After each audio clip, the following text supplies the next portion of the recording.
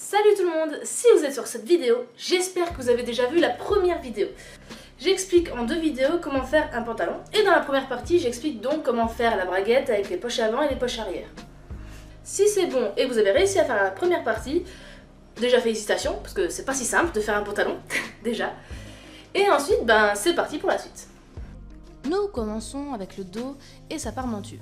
Alors 3 petites choses à faire attention. Première petite chose, c'est que la parmenture a un côté qui est plus long et un côté qui est plus petit. Et le côté long doit aller vers la fourche. Donc il ne faut pas se tromper là-dessus pour commencer. Ensuite, les 2 parties sont arrondies et arrondies, on va dire, dans un sens inverse. Ce qui va rendre la chose un peu difficile, un peu chiante. Je vous préviens tout de suite, ça va être un peu plus compliqué pour assembler ces 2 parties ensemble assez facilement. Et troisième chose, c'est que si vous avez fait une couture rabattue comme j'avais fait avec mes valeurs couture, c'est juste faire attention aux valeurs couture justement. Donc prenez votre temps, épinglez. Une fois que c'est épinglé, il vous suffira d'assembler à la valeur couture correcte. Moi j'ai mis 0,7 et 1,4 cm puisque mon pied presseur a une largeur de 0,7 cm. Donc en vrai pour moi je fais la largeur de mon pied presseur. Je vous conseille même de faire pareil, de ne pas mettre 0,7 mais 0,5 si votre pied presseur est à 0,5. C'est un petit indicateur plus facile à gérer. Et évidemment, n'oubliez pas le point d'arrêt, début et fin. Une fois que ça c'est fait, vous allez pouvoir faire le rabattage. Il vous suffit de rabattre le côté le plus long sur le côté le plus court. Si vous avez un peu de mal, j'ai réalisé une vidéo qui l'explique un peu plus en détail. Je vous conseille d'aller la voir.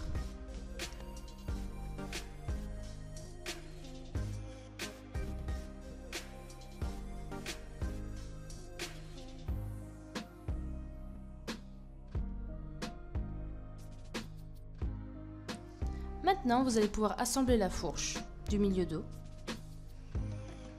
Petite chose, faire attention juste au raccord avec la parmenture. Ça sera toujours plus joli si le raccord est correct, évidemment.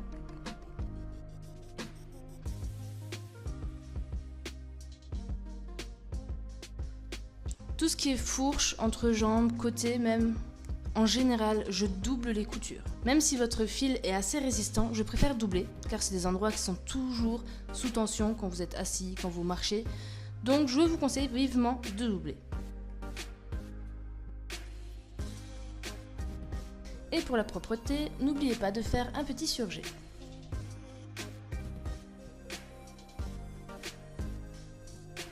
Et une fois que cette étape est faite, vous allez pouvoir assembler l'entrejambe. Comme avec la parmenture, faites attention puisque il y a de nouveau les valeurs couture qui sont en décalage.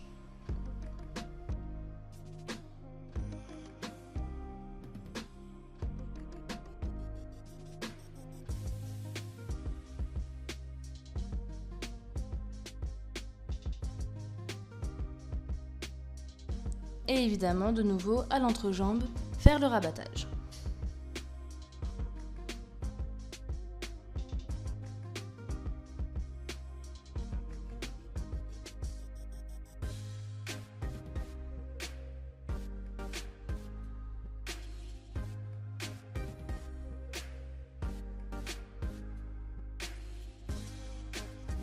Petite particularité qui n'est pas du tout obligatoire, là c'est à vous de voir, moi je trouve que ça fait une petite touche supplémentaire.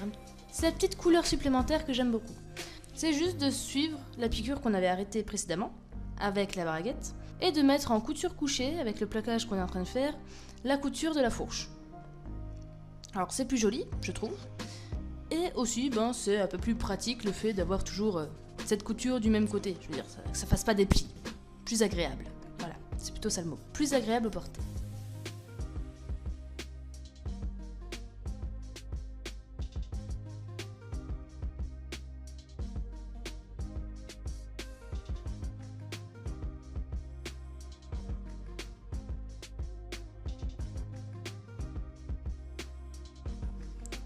Maintenant, nous allons nous attaquer au côté. Alors vraiment, rien de plus simple. C'est vraiment juste faire un peu attention au niveau de la poche. pour être sûr qu'elle se place correctement. Mais sinon, c'est une couture plus ou moins droite, pratiquement droite. Épingler un petit peu au niveau de la poche et voilà, tout simplement. Vous assemblez. J'ai mis 1,5. Vous pouvez mettre 1, mais c'est juste, on va dire, une sûreté aussi, si pour agrandir un petit peu éventuellement, ou tout simplement, en cas de problème avec le tissu. C'est toujours bien d'avoir un peu de marge sur le côté.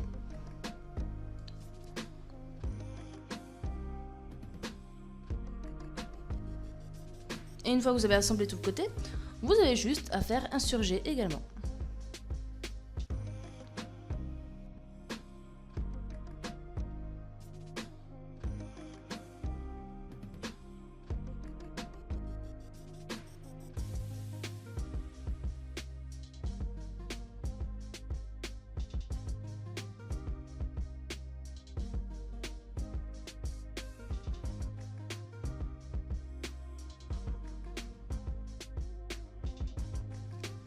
Maintenant, on s'attaque à la ceinture. Ceinture que j'ai également oublié de préciser pour les patrons. Encore une fois, désolé. Je l'ai précisé après par commentaire comment la faire, mais voilà, c'est vraiment très simple. Vous faites votre tour de taille, plus 4 cm pour le soupon, et c'est tout. Non. En hauteur, vous pouvez faire 4 ou 5 cm et mettre 1 cm de valeur couture partout. Je vous conseille également de la thermocoller, c'est quand même mieux. Le maintien sera bien mieux. Et il vous suffit d'assembler les côtés avec le haut directement.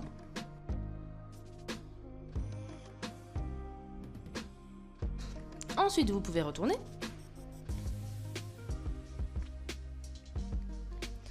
Éventuellement faire un coup de fer, ce sera quand même plus pratique pour pouvoir l'assembler correctement après.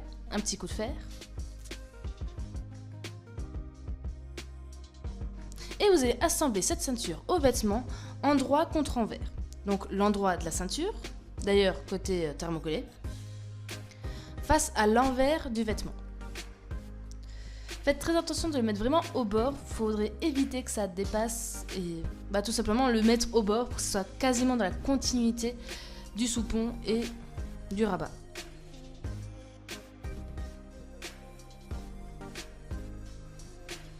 Une fois que ça s'est fait, je vous conseille de repasser de nouveau. C'est quasiment obligatoire à ce moment-là. De repasser avec toutes les coutures pour qu'elles se mettent correctement dans la ceinture.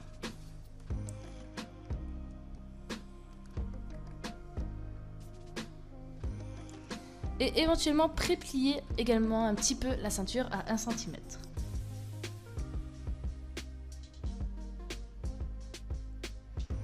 Maintenant, vous allez faire une piqûre nervure avec la ceinture directement au vêtement.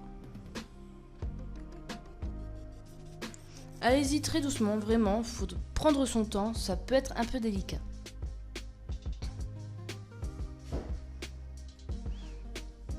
Une fois que vous avez fait tout le bas, pas besoin de s'arrêter. Je vous conseille même de continuer de faire directement tout le tour de la ceinture, qui fera la finition, qui fera la piqûre nervure de cette ceinture.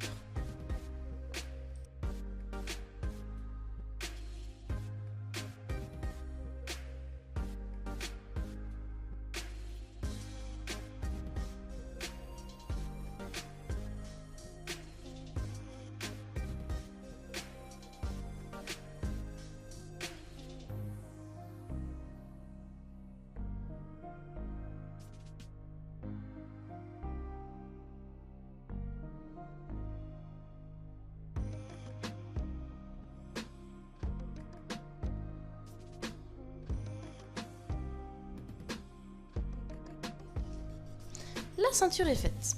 Maintenant, il va falloir faire le bouton et la boutonnière. D'abord la boutonnière. Mais on a besoin du bouton.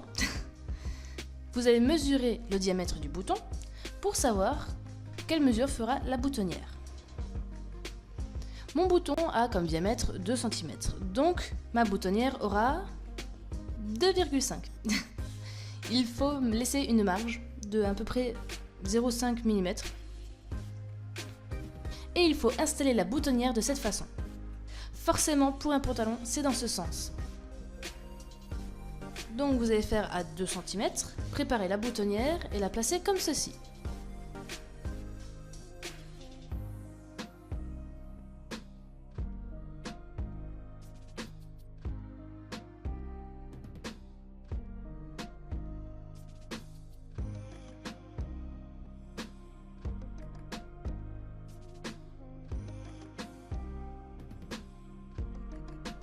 Ensuite, vous allez placer comme si c'était fermé et faire un repère avec une craie ou un stylo effaçable pour savoir où vous allez placer votre bouton.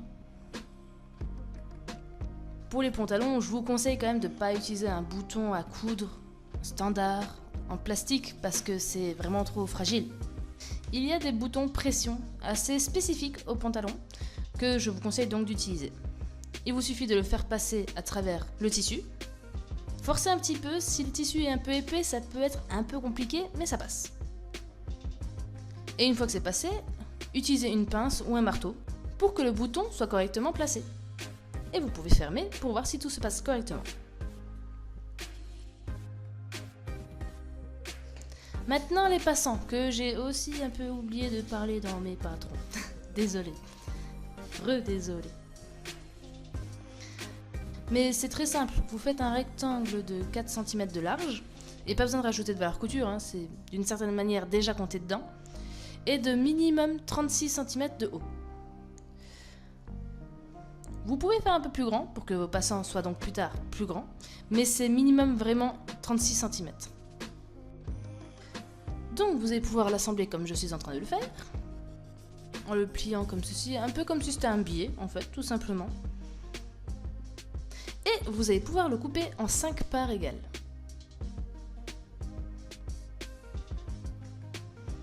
Ensuite, une fois que c'est coupé, vous allez pouvoir plier d'1 centimètre le bord et le placer au niveau de la ceinture. Une fois que c'est placé, il vous suffit de faire une sorte de point d'arrêt à répétition à cet endroit pour être sûr que ça s'accroche correctement. Et vous allez le faire avec chaque passant, en haut et en bas.